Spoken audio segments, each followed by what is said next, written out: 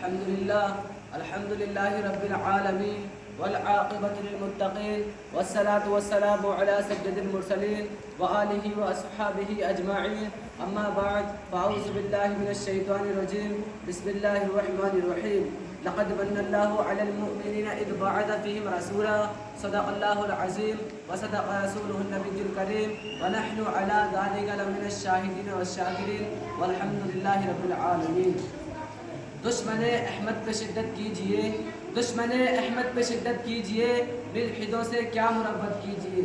مثل فارس زلزلے ہو نجد میں، مثل فارس زلزلے ہو نجد میں، ذکر آیت ولادت کیجئے.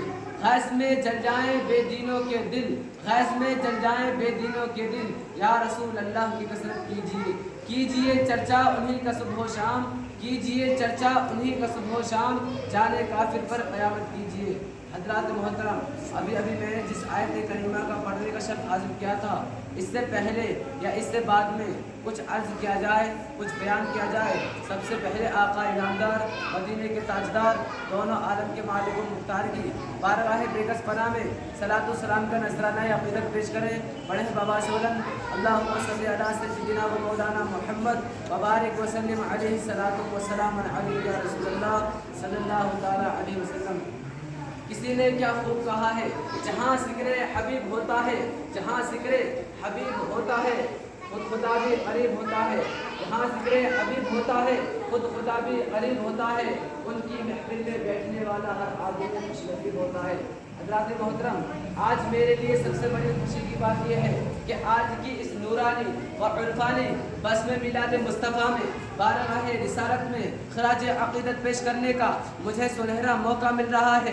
اور میں اپنے چشم تصور سے دیکھ رہا ہوں کہ اس محفل پاک میں فیض و برکات اور رحمت و انوار کی موسلا دھار بارش ہو رہی ہے. اور ایسا کیوں نہ ہو، ذکر ہے تو کس کا، بات ہے تو کس کی، بلا شک و صفا اس کا ہے جو نور حق ہے، بات اس کی ہے جو ذل رب ہے، تذکرہ اس کا ہے جو خدا کی عطا سے مالک کے کائنات ہیں. اس لیے اعلیٰ حضرت ارشاد فرماتے ہیں، وہ کمال حسن حضور ہے کہ غمان نقص جہاں نہیں، وہ کمال حسن حضور ہے کہ غمان نقص جہاں نہیں. یہی پھول خار سے دور ہے، یہی شمع ہے کہ دھواں نہیں.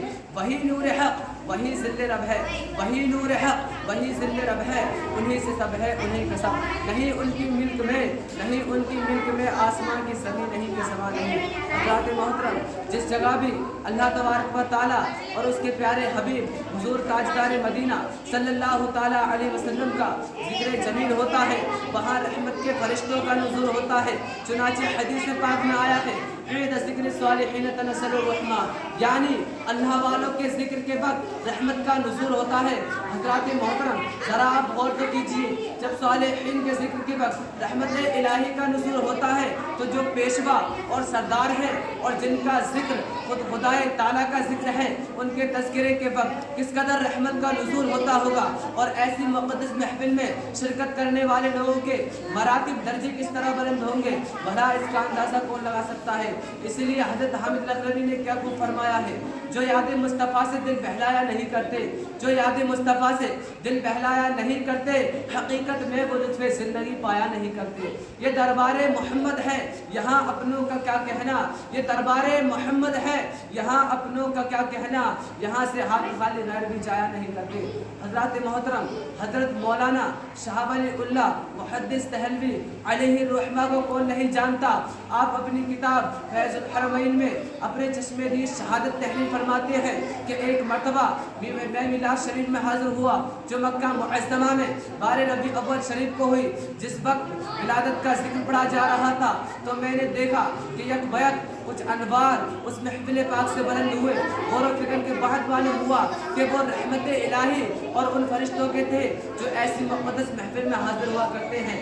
اسی لیے کسی نے کیا خوب فرمایا ہے، جس جا پر پڑھی جاتی ہے نعت شہ ابرار، جس جا پر پڑھی جاتی ہے نعت شہ ابرار، نازل ہوا کرتی ہے وہاں رحمت غفار. آتے ہیں ملک کرنے اس بزم کا دیدار، آتے ہیں ملک کرنے اس بزم کا دیدار، کرتے ہیں کھڑے ہو کر برابر نمسکار. حضرات محترم، اس سلسلے میں مجھے ایک روایت یاد آ رہی ہے. آج کل کچھ لوگ اکثر کہہ دیا کرتے ہیں کہ جشن میلاد مصطفیٰ سے کیا فائدہ.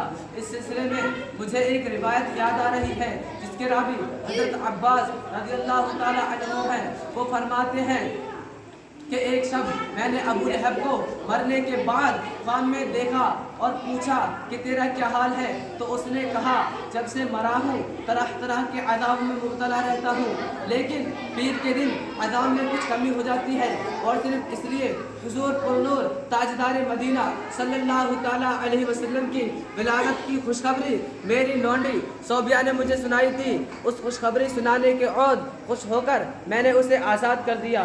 سبحان اللہ سبحان اللہ۔ ابو لہب جیسا کٹر دشمن اور سڑا ہوا کافر اگر تاجدار مدینہ صلی اللہ تعالیٰ علیہ وسلم کی ولادت کی خوشخبری میں اگر لونڈی آزاد کرے تو اس کے عذاب میں تخفیف ہو جائے، تو ہم غلامان مصطفیٰ اگر میلاد شریف کی محفل سجائیں، جشن میلاد منائیں، میلاد پڑھیں یا میلاد پڑھوائیں، اس طرح کرو سرور کا مظاہرہ کریں تو کیا ثواب سے محروم ہو سکتے ہیں؟